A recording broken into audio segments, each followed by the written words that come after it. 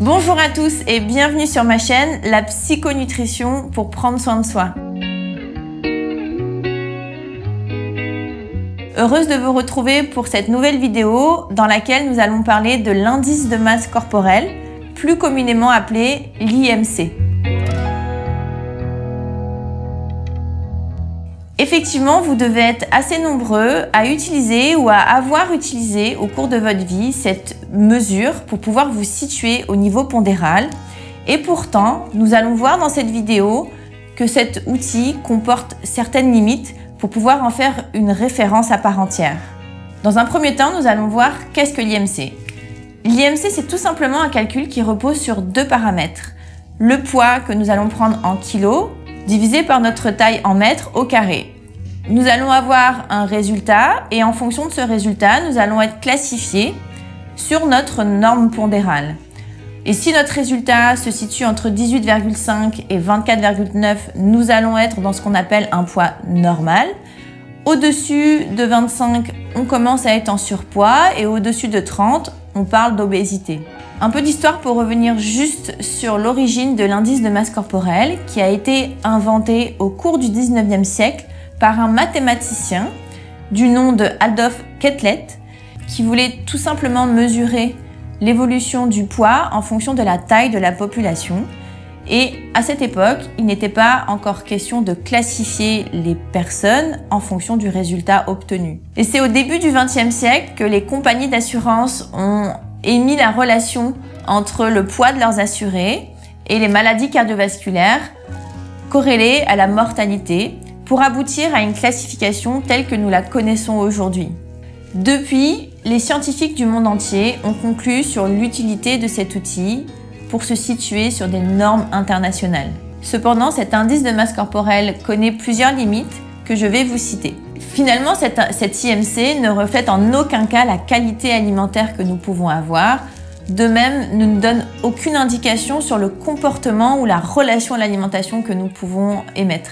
Une autre chose est que le poids d'une personne ne reflète pas forcément sa santé, que nous pouvons tout à fait être dans un poids dit normal en fonction de cette norme d'IMC et avoir plein de carences alimentaires, plein de déficits et être tout simplement en mauvaise santé. Cet indice de masse corporelle ne tient également pas compte ni de l'âge, ni du sexe, ni de la population à laquelle on fait référence et de ce fait n'est pas forcément pertinent pour pouvoir attester de la bonne santé d'une personne.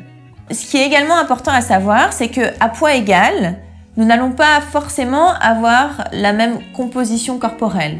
Si nous prenons par exemple le cas d'un sportif de haut niveau qui va peser certainement assez lourd sur la balance, de par sa composition en masse musculaire, qui pèse donc lourd, ce sportif va être considéré selon l'IMC en obésité, alors qu'il n'en est pas du tout le cas et qu'il est plutôt en bonne santé.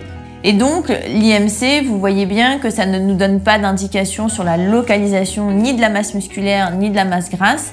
Et de ce fait, n'est donc pas un outil très pertinent pour mesurer la composition corporelle. Aussi, pour les seniors de plus de 65 ans, l'indice de masse corporelle idéal se situerait plutôt entre 23 et 27, alors que pour la population standard, ça se situerait entre 18,5 et 24,9. On pourrait quand même citer quelques avantages de cet outil, donc pour pouvoir se situer sur une population mondiale au niveau pondéral. Mais c'est également un outil qui est assez rapide à utiliser, pas trop contraignant. C'est un outil qui est également assez simple d'utilisation dans la mesure où il repose justement que sur deux paramètres. On n'a pas besoin de données scientifiques énormes pour pouvoir le calculer. Et c'est un outil qui est gratuit et qui est donc utilisable par la population entière. Pour conclure sur cet indice de masse corporelle, à mon sens, c'est un outil qui est assez intéressant pour mesurer les deux extrêmes, c'est-à-dire l'obésité morbide ou la maigreur intense. Mais c'est un outil qui comporte quand même beaucoup d'inconvénients pour s'en fier à lui seul. Il existe d'autres outils pouvant fournir une meilleure évaluation de la composition corporelle, notamment l'impédance-métrie ou les mesures à pli cutané, qui vont davantage être plus fiables que uniquement l'indice de masse corporelle. Une fois de plus, cette analyse nous montre que la spécificité de chacun est importante à prendre en compte pour mener à une conclusion fiable.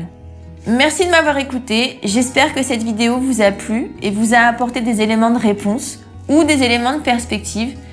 J'espère vous revoir très vite pour une prochaine vidéo et d'ici là, n'oubliez pas de vous abonner, de liker, de commenter et surtout de partager. Je vous dis à très vite et prenez soin de vous.